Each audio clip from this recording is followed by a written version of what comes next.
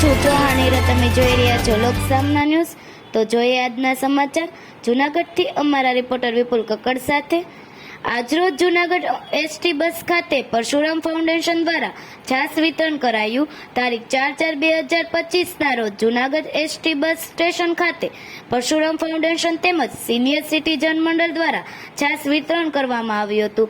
આ તકે પરશુરામ ફાઉન્ડેશન મંડળના પ્રમુખ તેમજ સિનિયર સિટીઝન મંડળના પ્રમુખ તેમજ મંડળના કાર્યકર્તાઓ દ્વારા કાર્યક્રમને સફળ બનાવવા માટે જહેમત ઉઠાવી હતી। ચિરાગ જોશી, પરશુરામ ફાઉન્ડેશન યુવા ભાગ પ્રમુખ। આજ રોજ બસ સ્ટેન્ડ ખાતે પરશુરામ ફાઉન્ડેશન અને સિનિયર સિટીઝન મંડળના સંયુક્ત ઉપક્રમે બસ સ્ટેન્ડની અંદર પાર્સલ ઓફિસની બાજુમાં આ ધૂમધૂમતા તાપની અંદર માણસોને ઠંડક મળી રહે એ હેતુસર છાસ વિતરણનો કાર્યક્રમ યોજેલ છે।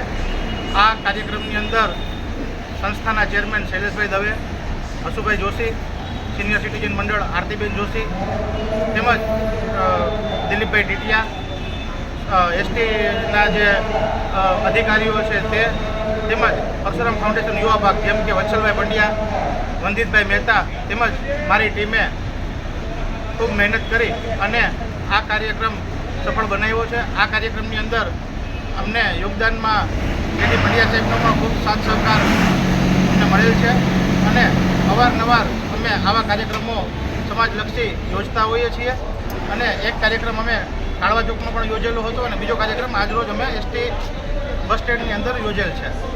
તો ફરી મળીશું એક નવા સમાચાર સાથે। ત્યાં સુધી જોતા રહો લોકસામના ન્યૂઝ।